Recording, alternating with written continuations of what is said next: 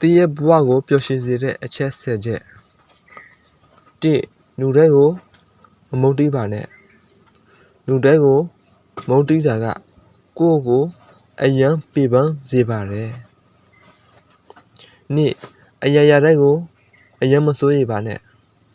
အစိုးရိမ်လူကဲတာကကိုယ့်ရဲ့ကျန်းမာရေးကိုထိခိုက်စေပါတယ်3ရိုးရှိတဲ့ဘဝမှာပဲနေထိုင်ပါတခါတလေပြစ်ချင်တာထက်ဖြစ်သေးတာပဲလှုပ်ဆောင်ပါ4လူတွေစီကနေအယံမျိုးလေးချက်မထားပါနဲ့တခြားသူစီကအကူအညီအထောက်အပံ့ကိုတအားမမျှော်လင့်ပါနဲ့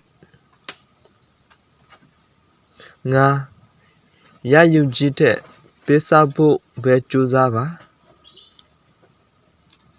6ခဏခဏပြုတ်ပါပျော်ပျော်ရွှင်ရွှင်နေပါပူပူပပနေထိုင်ပါတရားထိုင်ပါဆူတောင်းပါဒါတွေက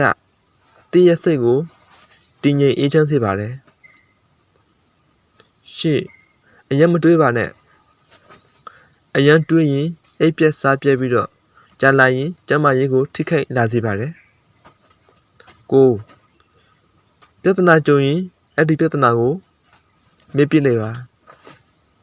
ပြီးတော့ရှေ့ကိုဆက်သွားပါ10နေ့တိုင်းကိုယ့်ကိုချီးမွမ်းပါကျေးဇူးတင်စကားပြောဆိုပါအထက်ပါအချက်10ချက်ကိုဒီနေ့တိုင်းလုပ်ဆောင်မယ်ဆိုလို့ရှိရင်တည့်ရဲ့တနေ့တာဘဝကပျော်ရွှင်လာစေမှာဖြစ်ပါတယ်ကျေးဇူးတင်ပါတယ်